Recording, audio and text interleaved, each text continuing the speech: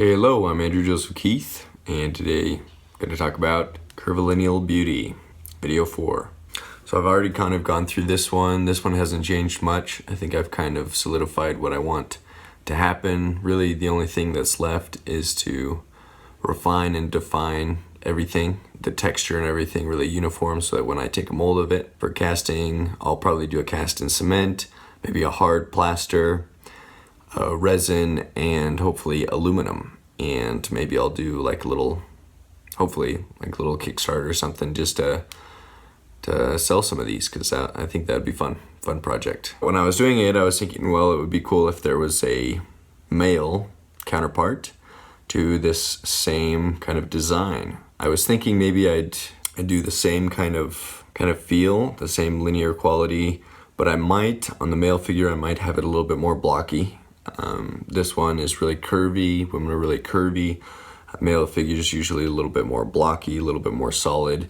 And so I want that to come through and to be felt by the line work, the different planar sections that meet up into these lines that I've created.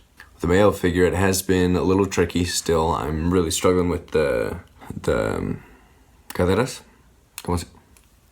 They're called caderas in Spanish. What are they called in English? Hips, hip bones. The pelvis.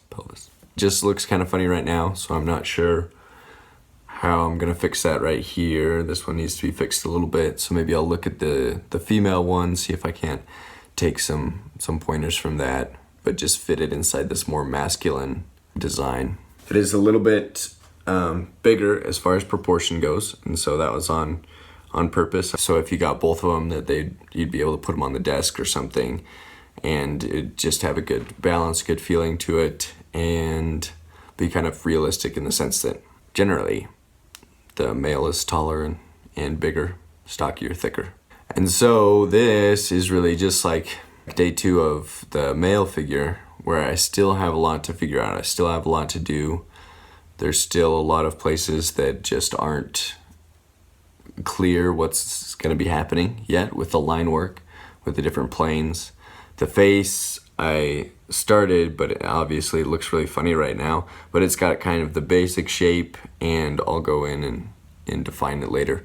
The hands, this is a simplified, abstracted thing, and so I did want to get kind of the feeling of the plane of the hands as far as when it goes back there or where it comes around right here.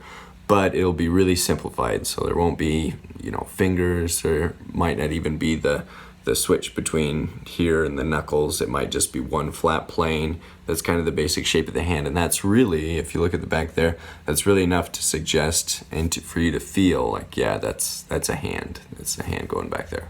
So I'll probably do this.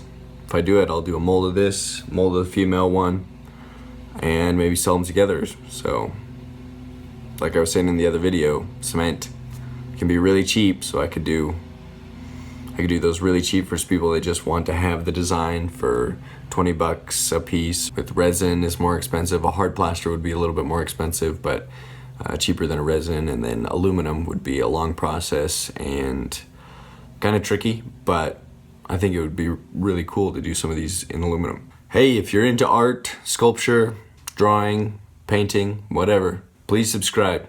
There'll be more videos. I'll try to keep you updated with the projects that I'm working on so you can be a part of it. If you like the design, you'll be able to get some pretty soon.